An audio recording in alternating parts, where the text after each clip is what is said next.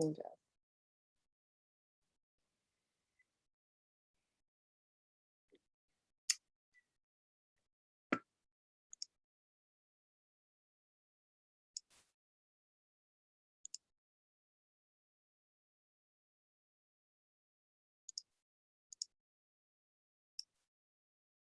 Right, good evening, everybody. We're just waiting for attendees to file in, so bear with us. A little late starting, so apologies for that. A little technical fault, which I'm guilty of. Good evening. This is CAGNE's question time. We'd like to welcome you and thank you for registering to attend this. This is the first event of this kind that we've ever hosted. And we have to thank everybody for allowing it to take part, especially Gatwick Airport. It's offering a key platform for residents to ask questions. As you're aware, CAGNE is the community group for aviation and environment for Sussex, Surrey and Kent. And we've brought this together because obviously people have lots of questions they want to ask, and it's only fair that they ask them of Gatwick Airport and expert speakers. Now you'll see on your screen that you have a live transcript operating. You can switch that off if you don't wish to have it. This is a webinar, so you won't actually see yourselves, you'll just see the speakers. And at the moment we have 3 speakers and chair, and it takes me now to introduce our chair for the evening and thank him for offering to chair this. He's an independent chair, although he's a trustee of CPRE Sussex, a wonderful national charity that looks after our countryside, but he's also a retired solicitor. So over to Stephen Hardy. Thank you.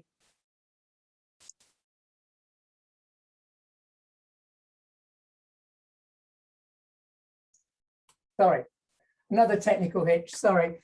Thank you, Sally. I was muted by powers beyond me. Welcome to everybody, and I'm amazed actually at the number of people who found the time to come and participate in this question time, and it is a question time. I have got a whole host of questions that have been submitted to me, and I've made a selection of the questions that I'm going to be putting to this panel.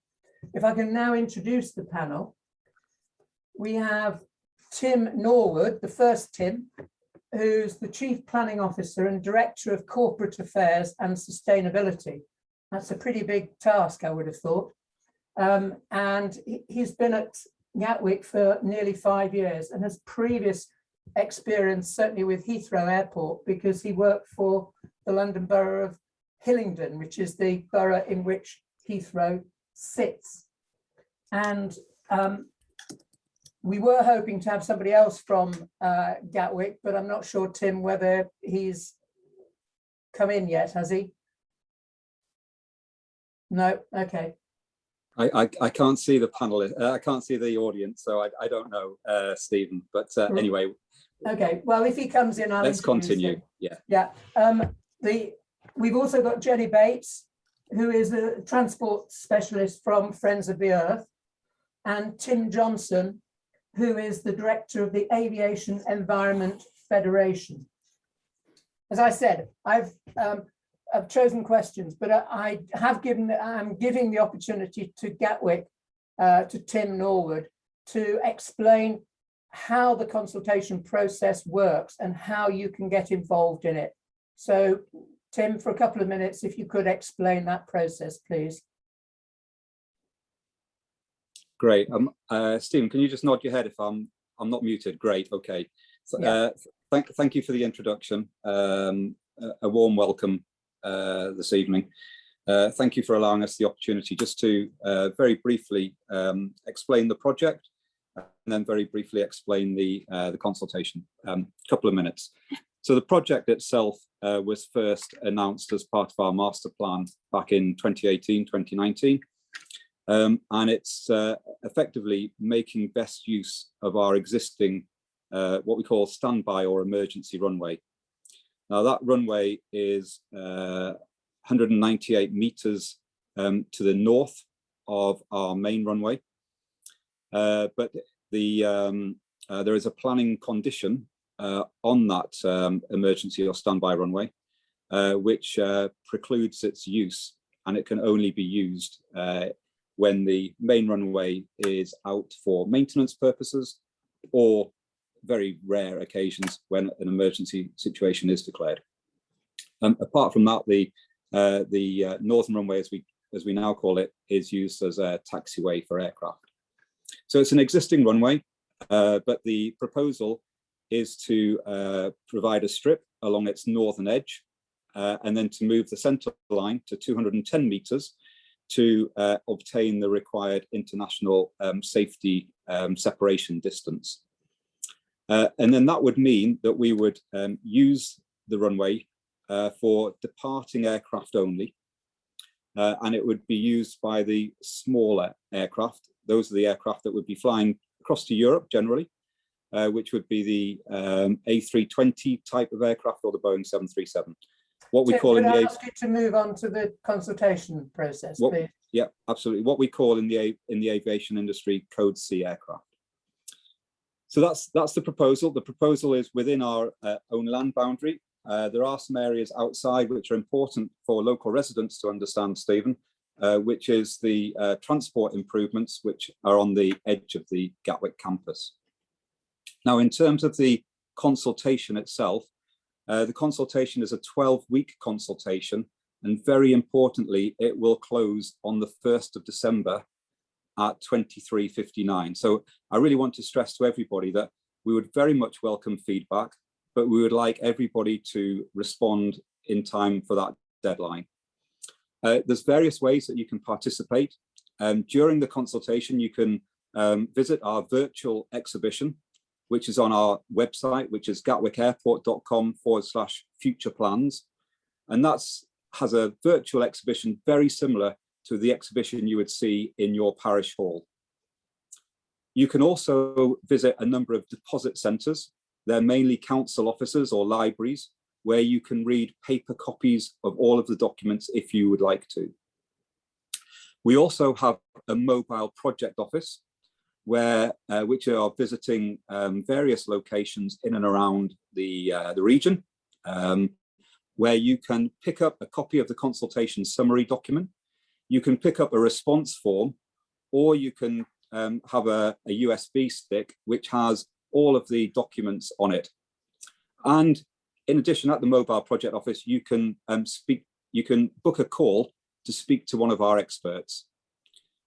Now, we have a number of slots available whereby you can book a call to speak to the experts. These are on a number of topics: noise, air quality, carbon, land, transport, and general issues. And we are also having a number of webinars where you can also participate. Now, in terms of filling out the questionnaire, which is the most important part, you can fill out a questionnaire either online. You can fill out a paper copy if you wish, and provide it to the free post address, or you can send an email to the consultation address as well. Okay. So those are all the ways you can participate in the consultation. Thank you. Right. Thank you very much, Tim. Okay. If we can get on with the questions, it is question time after all. First question that I'm going to ask, and I'd like Tim Norwood to address that first, is from someone called Ed. I only have the first names of the people who've asked questions. Why was there a huge public and government exercise that concluded that the runway for London, the new runway for London, was to be at Heathrow, for Gatwick now to propose a runway as well? Okay, thank you, Stephen. So I think the gentleman is referring to the 2015 Airports Commission process, which looked at the process for a new full-length runway between, well, there was various options presented as part of that Airports Commission process between Heathrow, a third runway, a new third runway at Heathrow, or a new second runway at Gatwick on land to the south of Gatwick, or I think there was proposals for other airports, including what there was called at the time Boris Island out in the Thames. And you're right, that Airport Commission decided that in terms of hub capacity, Heathrow would be designated through the airport's national policy statement as the location for the third, as the location for the new additional runway in the southeast. But at the same time as preparing that airport's national policy statement, the government also issued another policy statement, which was entitled Making Best Use of Existing Runways. And that policy statement and that policy, which was, I think it was published in June 2018, something around that time. And that's the policy that we are progressing this proposal under, because as I said at the beginning, this is an existing runway that we're precluded from using by a planning agreement. So we believe that we're entirely consistent with government policy of making best use of our existing facilities. And that's what the project is designed to do. Okay, thank you. Tim Johnson, would you like to sort of respond to that, please? Yeah, thank you. And I suppose one of the big issues that we have with making best use of existing runways is that, as Tim said, it was dated in 2018. One of the policy tests which government applies to that statement is that they have to ensure that airport expansion, airport development doesn't sort of compromise their ability to meet their climate targets, and they go to great lengths to demonstrate in that document how they've assessed those likely impacts and the likely impacts of airport growth and how they can reconcile it. But I think whilst government has very recently stood by this document as a statement as a document that's still up to date, it quite clearly isn't in the sense that the law has changed, and the climate tests that they performed were performed against the old climate target and meeting an 80% reduction in economy-wide emissions by 2050. And of course, the law changed in 2019, and we now have net zero. We do not have any formal assessment by the government of how airport expansions around the country, including Gatwick, but also the others that are going on at the moment, at Leeds Bradford, at Southampton, Stansted, Bristol, how all of these would be compatible with the government's new climate commitment. And without that formal assessment, it's really not clear to us that this policy has any continued validity. It may exist as the latest statement government has put out, that's a statement of fact. But in terms of its actual ability to justify expansion, we think there are significant weaknesses in it. Okay, thank you.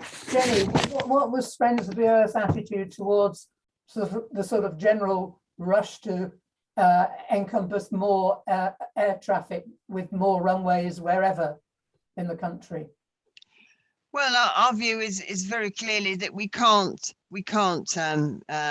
increase airport capacity at all anywhere, and that is simply because the levels we need to get to on climate just don't allow that. We actually need to cut emissions and cut flights, and it seems very clear. We need to curtail demand with things like a frequent flyer levy, which could be used to sort of even out what is a very unequal way that flying is happening at the moment.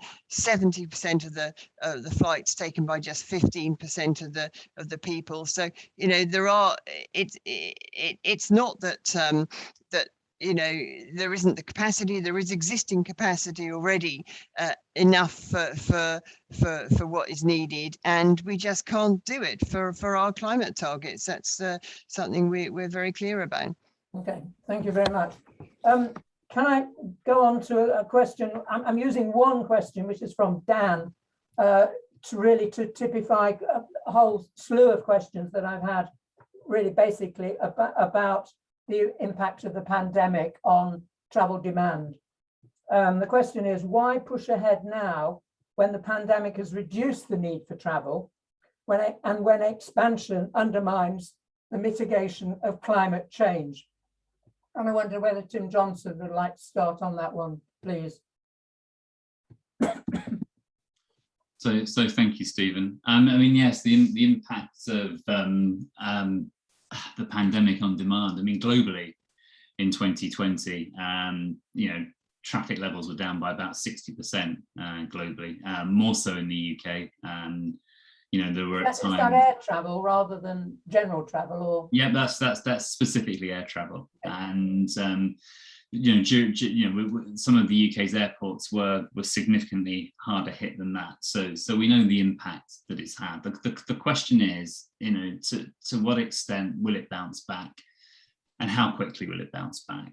And you know, you have optimistic sort of outlook from IATA, which is the airline association, the International Airline Association, to say that maybe in 3 or 4 years we may be back to sort of 2019 levels. But we're also reading daily that actually there may be different structural changes in the industry, particularly when it comes to sort of business travel. And you know, you look at some of the top international consulting firms and big business, and they're already pledging to reduce their own corporate travel by sort of 30 to 50% in some cases, not only because they saved a lot of money, but because they have their own sort of net zero climate targets, and their biggest carbon footprint comes from their air travel. Now that's business travel, and that suggests a very slow recovery. Why is that significant? Because actually, whilst sort of business travel is about 10 to 15% of passengers, it's a much bigger percentage of airline revenues. And if you're not getting those sort of, you know, passengers flying on flexible fares or flying premium, then you're going to have to make up the money by putting the fares up in economy. So I'm sure we'll see a very short-term rush. There'll be lots of excess capacity, lots of offers to tempt people back. But longer term, it doesn't look to me that it's going to be sustainable to keep airfares at the level they were pre-pandemic, and they will rise. So I think there will be structural change in the industry, and that is going to affect demand. So you know, you can sort of take the approach that until we actually know what we're dealing with, is it better not to sort of hold back and wait and see before we actually sort of commit to further expansion. Thank you. Tim Norwood, I wonder whether, given the mix of business versus leisure travel that really is at Gatwick, what your view of the next few years are.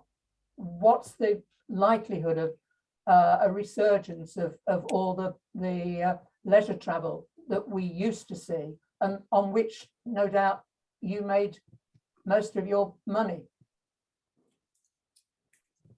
Thanks, Stephen. I think the original question was why now, and I guess well, the reason why now is because we have to go through quite a thorough and rigorous planning process, which takes several years. So if I can just explain the process, which might be useful. This is what we've announced in the last few weeks, is the consultation, the statutory consultation on the development consent order process. And that consultation lasts for about 12 weeks, as I say, through to the 1st of December. Then we have to analyse all of the responses and analyse the feedback and take that into account before finalising our scheme and submitting it to the planning inspectorate, which we would hope to do towards the end of next year. There would then be a public examination where everybody can get involved and have their say in the hearings. That would probably take place in 2023. And then there is another period which enables the Secretary of State to make a decision. So that's likely to be in about 2024. So you can see the longevity of the planning process already, you know, given the process that we have to go through. If we were successful, then we would start construction, and it would take several years to start construction, so that by the time we start operations on the Northern Runway, it would be roughly about 2029.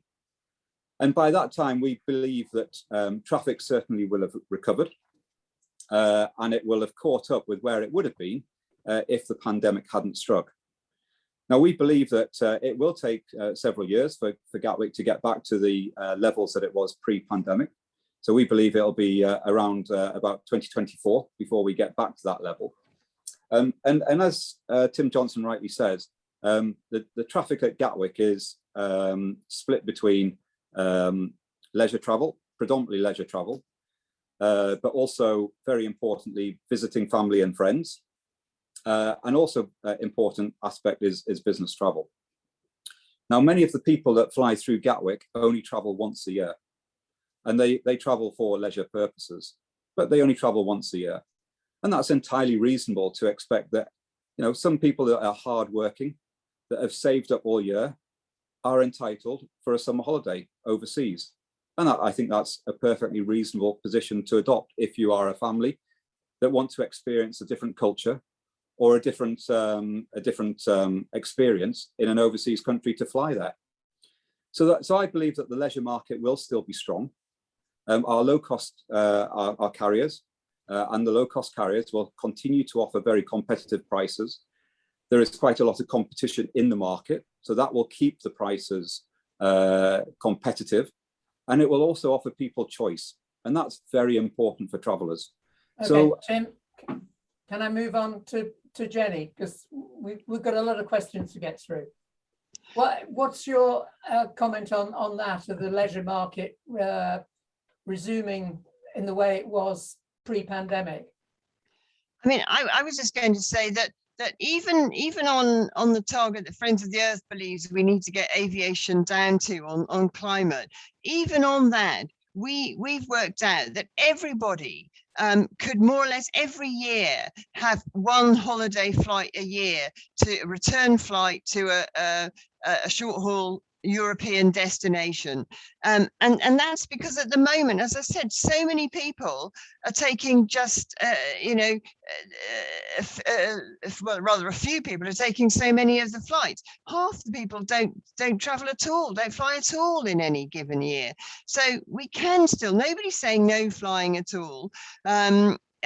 Certainly we're not, and people can still take holiday flights, but there is excess flying going on. I mean, you know, and the other thing, of course, is we need to make rail more affordable so people have a real alternative option. But you know, it's not that all holidays are going to be cancelled, all flights are not possible. But, you know, first of all, we need to make it easier and cheaper for people to have a real rail option. But you know, flights would still be possible for holidays. It's just that at the moment, so many flights are taken by so many multiple users, and we're in a different place. It's these next 10 years that are really key. That's what the United Nations International group of scientists working on climate change have said. It's between now and 2030 that count. We can't start increasing flights again now. We have to start cutting from now, and we just won't be in that position. I think it's a complete pie in the sky, literally, to be thinking about just sort of business as usual, everything carrying on in 2024, 2029. We just can't afford to be doing that.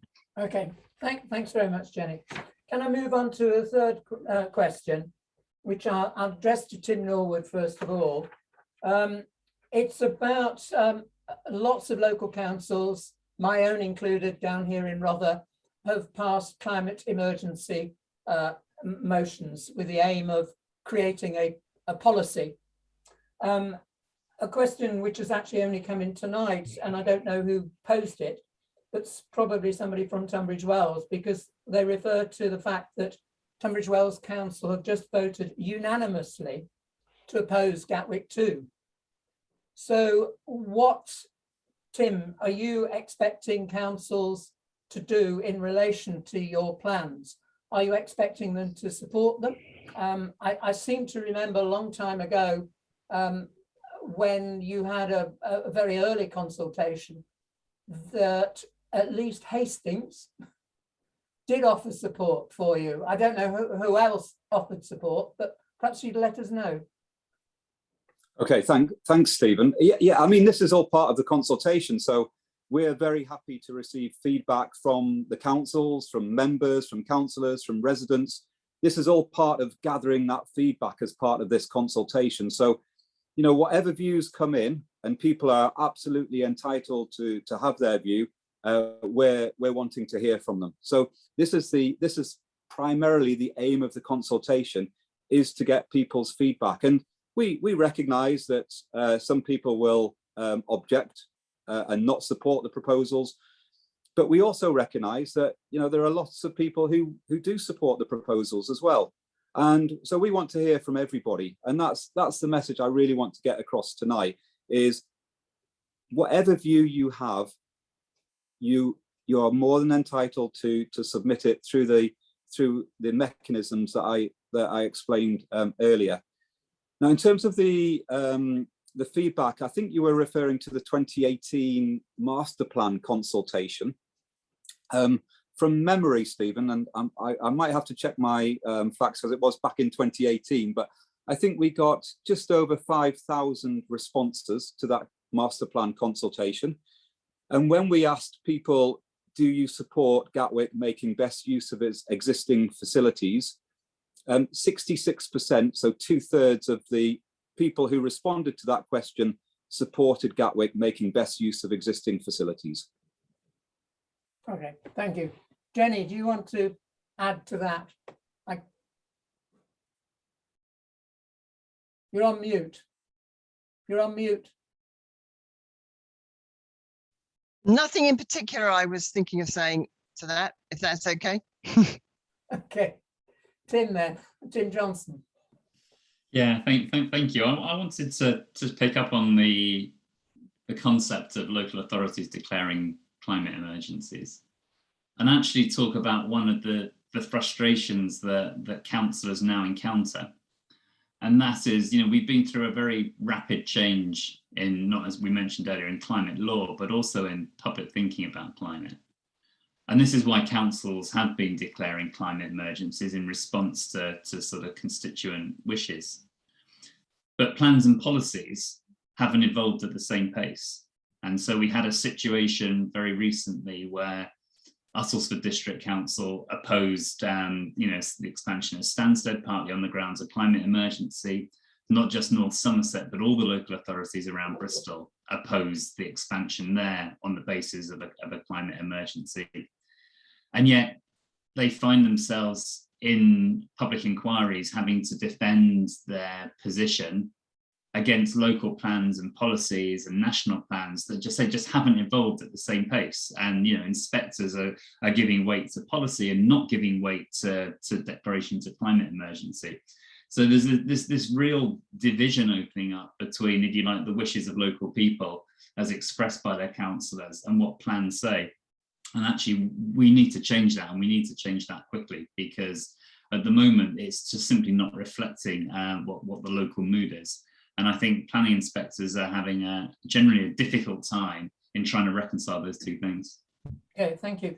Actually, Stephen, could I yeah, just pick up on one point, just because I think Tim raises a really important point about policy, but he will be aware, and he may want to comment on this, that there's just recently been a government consultation called the Jet Zero consultation, which I think is designed to really establish government policy. Now, I think that consultation closed towards the beginning of September. Tim might be able to point us in the right direction, but my understanding is that consultation was all about how aviation reaches the government's target of net zero by 2050, and I imagine that consultation, once the government have you know, reviewed all of the responses, that will then lead to a policy statement by government, which will set out very clearly for everybody how aviation is to get to net zero. Tim may have more details, but I think that's a really important consultation, actually. Okay, I think. Did you want to respond, Stephen? Yeah. No, so just very briefly, I mean, Tim's right, the consultation closed. I understand 1,300 responses, big number, government's working their way through them.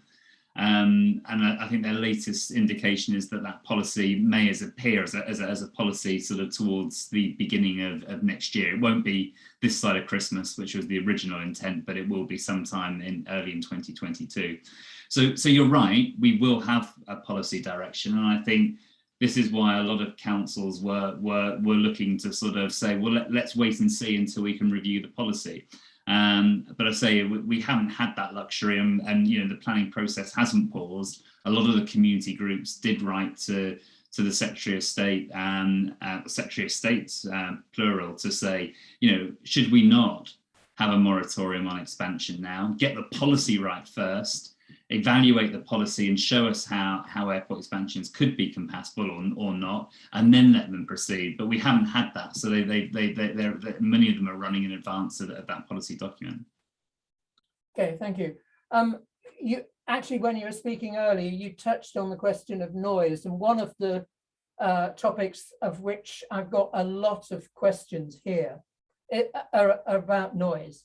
And I just wondered if this is maybe is a very specific one, but I'm sure for those people who live under the flight paths of Gatwick, it's a very pertinent question. And I'd actually like Tim Johnson really to start on this, because I think you're a bit of an expert on aircraft noise. Why are so many planes not following the noise preferential routes and regularly straying too far west and north? And the accusation that's being made is, if you can't be trusted to follow existing flight paths, why should people who live under those flight paths believe anything that's said in the consultation document? I just want you to really talk about the problem of aircraft noise and how it does affect people, Tim Johnson. So I can't speak to the specific example at Gatwick, but generally, you know, the noise issue is quite complex. It has different dimensions to it. It's very clear that a lot of people, despite what you have on a noise map, the noise contours that are presented, most people's experience is dependent on a number of things. One of them is the degree of intrusion. So background noise levels, really important. The other one is the frequency, the number of events. And Tim, nighttime, is that an exacerbating factor as well? Time of day was going to be my third one, so the temporal one. So these are the three main drivers of reaction. So time of day, numbers, background noise levels, or degree of intrusion. And Tim may correct me, but I think, looking at the Gatwick consultation, I think the contours are based on is it a 19% increase in ATMs by around 2038, something around that number. So you know, they're the characteristics. At the same time, we have new technologies coming in that allow precision-based navigation. So effectively, the sat nav in your car fitted to a plane. And in many cases, what we're actually getting at many airports is concentration. So we're actually getting, because aircraft previously would have flown a wide swathe, and that would just be a natural dispersion, they're increasingly flying a tighter and tighter line, because you know the navigation aids send them exactly along the same thing, and that's creating a very sort of strong noise reaction amongst communities for those that are being overflown. So that's like, if you like, the politics and the issues. But the question was about track keeping, and you know I think this is really a wider point about expectation. People want predictability. And you know, more than anything, they want to know when those aircraft will be flying and where they will be flying. And when that doesn't happen, and as I say, I don't know the local circumstances, but where that doesn't happen, you tend to find that people find that mistrust builds, because they were told one thing and they are perceiving that something else, or they're reporting that something else is happening. So predictability is key, and it's one of the biggest issues in noise at the moment. You know, some of the Heathrow groups would argue that because they have two runways and alternate, it's that predictability that's the difference between making their home sort of livable and unlivable. I've not expressed that particularly clearly, but it is predictability and trust are key, and if you need to get that right from the start. Okay, thanks. Tim, Norwood, can we trust Gatwick to operate in accordance with what you said you were going to do? Am I unmuted? Yeah, you're okay. Yeah, somehow it magically unmutes for me and then puts me back on mute. I don't know how it happened, but what I was just trying to think, but in terms of the local situation at Gatwick, our track keeping performance and the latest report for track keeping performance shows that we are at 98%. So very, very high conformance with the noise preferential route, 98%. And I think what the team do is obviously there is 2% that don't conform.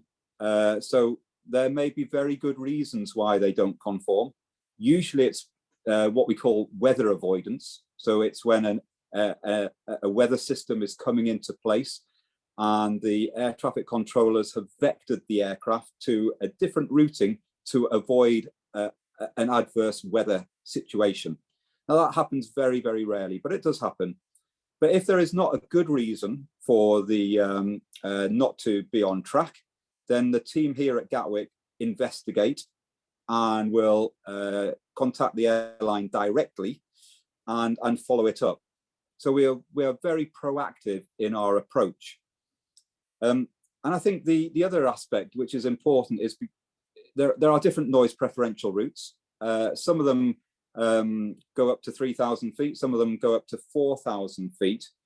But what has happened in the recent past 18 months is that aircraft, because there are less aircraft in the sky, air traffic controllers, once an aircraft reaches that point, then aircraft are then being vectored in the most direct route. And that has a benefit in that it provides the most fuel efficient route, which then therefore means less carbon emissions as a result. But as I say, the performance at Gatwick is good. We have a team dedicated here at Gatwick that produce a noise report that is shared with a number of committees. We have a committee which is called our Noise Management Board that looks at ways to try and improve or reduce noise. And we have what we call a committee called NatMag that looks and monitors our performance. So there's a number of checks and balances that are carried out, which we share very detailed information with, but all of the information, and it comes back to a point I think that Tim was making, trust is important. We know that we've got to earn the trust from local communities, but it's what we're trying to do is to make sure that everything we do is transparent and the information is there for everybody to see. Okay, Tim, what about nighttime flying? I don't live anywhere near the airport, but I would imagine that the most intrusive noise would be when I'm actually trying to get to bed or waking me up early in the morning. Yep. So night noise or night flying is controlled by the government. The government set a quota or a number of flights for the large airports. So that is Gatwick, Heathrow, and Stansted. So I think there is a night quota at all of those three airports, and that effectively allows a set number of flights within a quota period. Now, I think in the winter period at Gatwick, it's just over 3,000 flights in the winter period, and in the summer period, it amounts to something like 11,000 flights.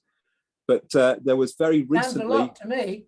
Well, there was very recently a government consultation, and the government consultation is seeking views from people as to whether that night flying regime should continue. So again, we could see some developments within this area. But some of the flights are because flights are arriving back late because they've been held up in their origin. So that there are a number of flights that do come back in late at night because they've either been held up in their origin or they've been late due to air traffic control procedures. There are certain flights that are allowed at night because things like Royal Mail distribute the mail around the country at night, and we have a number of flights that Royal Mail use in order to sort the mail out so you can get your mail the next day. So there are reasons why people do fly at night, but obviously this is tightly controlled by government. Why do Royal Mail use planes to distribute mail? They used to use trains, I seem to remember. I don't know, you'd have to ask Royal Mail, but I'm pretty sure that the mail from Aberdeen needs to get to London, and the most efficient route to do that is a flight. But I've not ever spoken to Royal Mail about it. Okay, Jenny, what about noise generally as a pollution? What's your attitude to that? Well, I think it can be absolutely devastating and really affect people's health and mental health. It's not an area I know about particularly. My area is more air pollution, which is a real health hazard, and that's very much an issue for airports as well. We know that a lot of it's associated with traffic, extra traffic. I mean, in this case, I think there would be plans for extra car parking spaces and lots more general passenger and possibly freight traffic as well. So a lot of the extra air pollution is that, but also there's been a study showing that you can get directly from airports the most dangerous fine particles of air pollution, which get deep into not only your lungs, but can cross over into your bloodstream and cause all sorts of health problems. In the case of Heathrow, those particles from Heathrow were found in central London. So, you know, you are getting particles from airports spreading around an area, and that's very dangerous. And the World Health Organization has recently just updated their guideline levels and basically reduced the level at which they say people and countries need to keep levels to, because it's such a huge health issue, and the more we know, the worse air pollution is. So noise and air pollution are both sort of very local and very health damaging and rightly concerning issues for local people.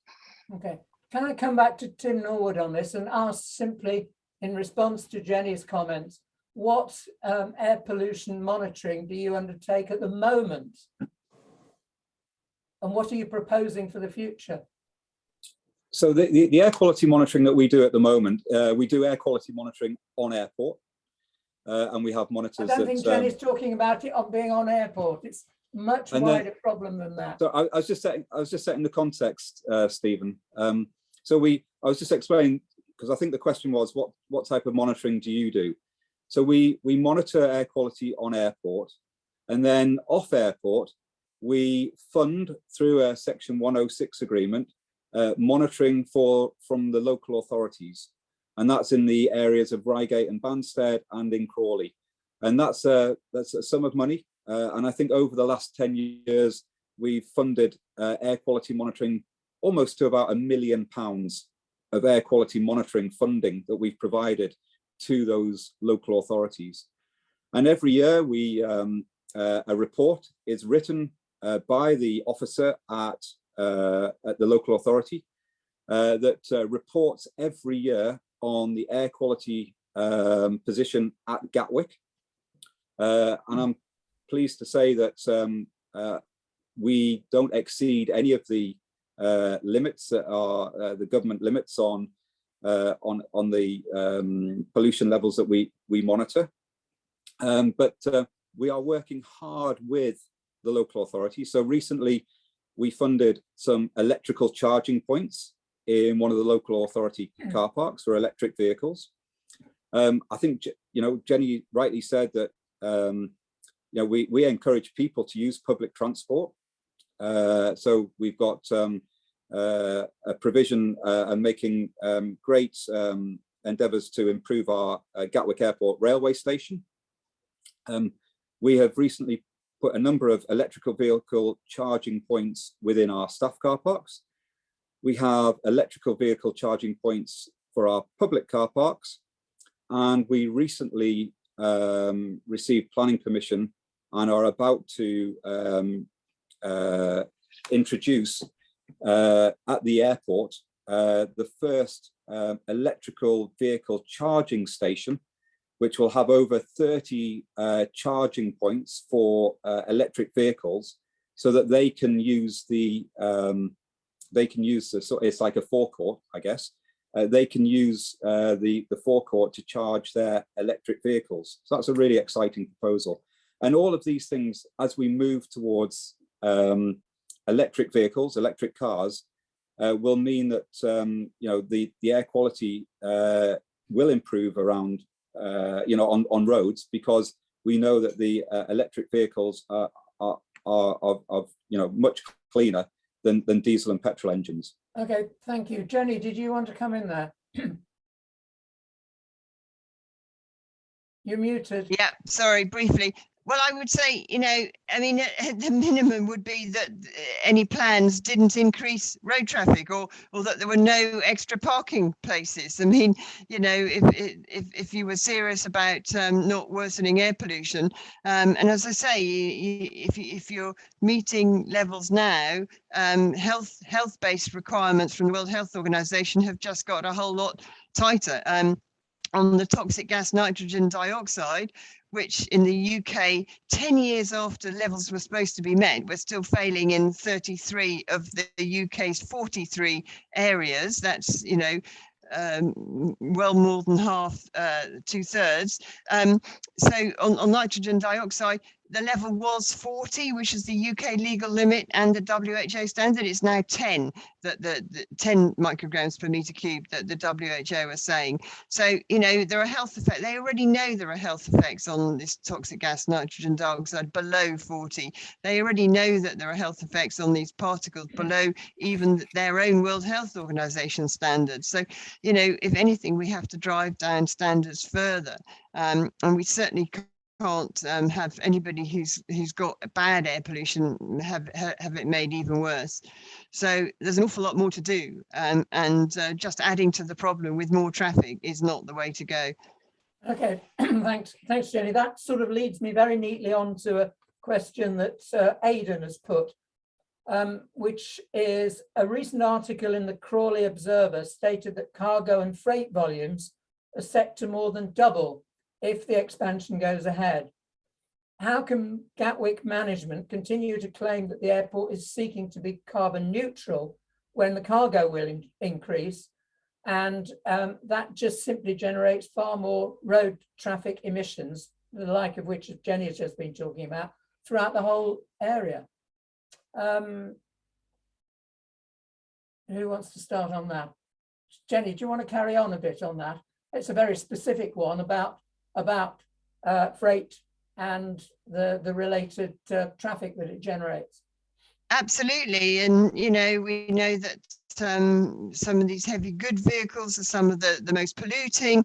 Diesel is classed by the World Health Organization as carcinogenic, that's cancer causing, in the same category as smoking as a cause of lung cancer, and that's diesel emissions, and it's also particulates in particular, and air pollution generally. All of those are in the same category as smoking. So yeah, obviously heavy traffic, freight is all an issue, and you add that to passenger travel and staff travel and all the sort of shops that would probably be extra around the extra runway. I don't know, but you basically would be adding to air pollution at a time when we still need to drive it down. So that can't be good at all.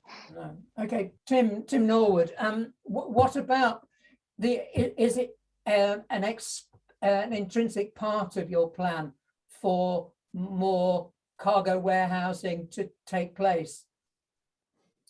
So in terms of Gatwick, the situation is that the majority of our cargo flies in the belly hold of the passenger planes.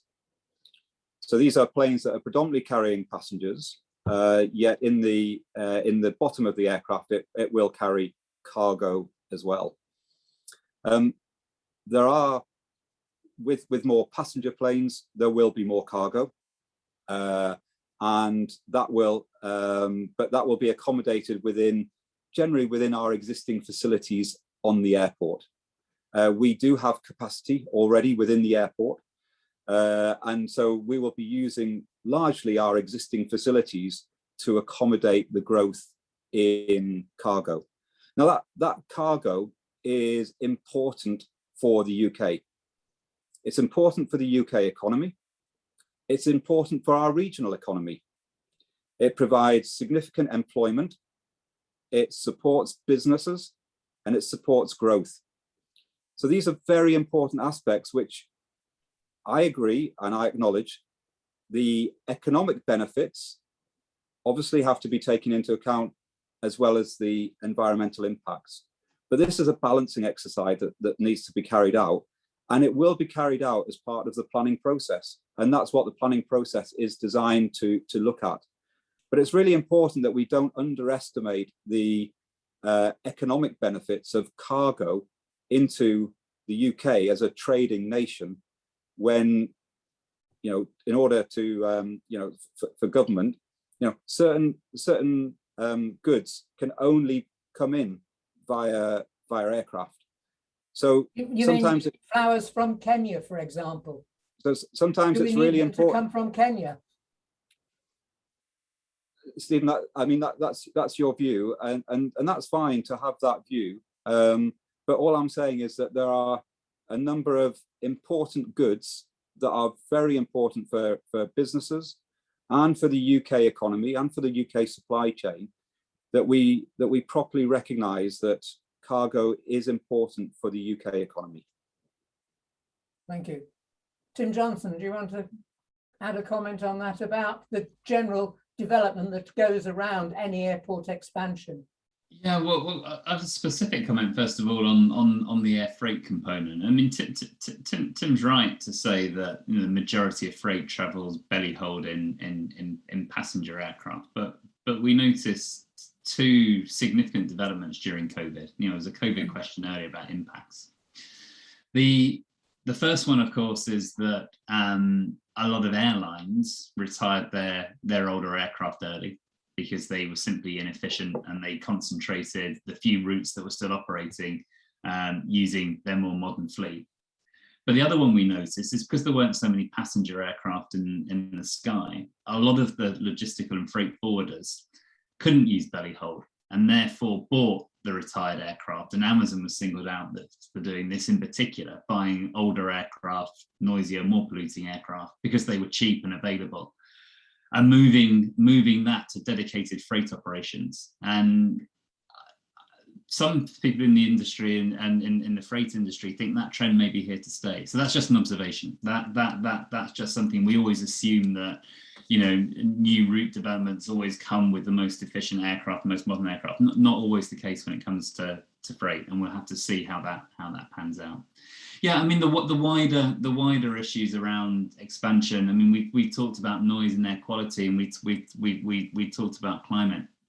But I think, you know, there are issues that concern community groups that don't get as much billing, particularly because they're localized. So, you know, you do get sort of light intrusion issues, you get wildlife and biodiversity issues, you actually get issues around third-party safety. And by that I mean, you get people's reaction to noise isn't always the noise itself. The noise is a trigger for something unfamiliar overhead. And, you know, and these concerns are very real for people that live close to runway ends, and so third-party safety impacts are very much part of this debate as well. So yeah, I mean, it's right, and you know, I'm sure that the DCO process will, when it actually expands to look at all the impacts, we'll cover these things. But we don't talk about issues like sort of biodiversity and vision intrusion and light pollution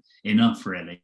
And third-party safety one, you know, quite rightly we talk about noise and climate, and they are the biggest issues, but there are a broad range of impacts. Okay, thank you. And Stephen, if I may just give you a quick statistic which I sort of looked up. We were recently contacted by a company local in Crawley, so it's one of our local companies called Electra Limited. And they make medical devices. and they said that 90% of their spare parts come in via air travel, and that's because they are it's quicker to get them, and it's much more efficient to bring those in. Now, those are vital medical supplies that come in to support the UK, and those are the types of goods that do come into the UK. Just to make that clear, because it's vitally important that those medical supplies come in, and they come in via air freight. So just a point that just balances out my flowers from Kenya, does it? Could I ask it's a question of mine, really, to Tim Norwood. You've talked about creation of jobs as a result of this. Where are the people who are going to do those jobs? Where are they living now? And are they going to have to move to the most crowded part of this country in the southeast in order to take up those jobs? No, I mean, it's a very good question, Stephen. And we've done a lot of work on this. And the local authorities obviously have local plans that provide for housing land supply. And across the region, there are somewhere between, in the local plans, 191,000 to 320,000 new houses being built. That's a lot of houses, a significant amount of houses. So those people will need jobs. Now, they all won't work at Gatwick, but we hope that a number of the people in those new properties will work at Gatwick, because it is the most sustainable location to live and then work close to where you live. So they're not all going to be in the immediate proximity of Gatwick, though, are they? Well, if you just look, within 4 or 5 miles away from Gatwick, Homes England have a site at Ifield for 10,000 new homes.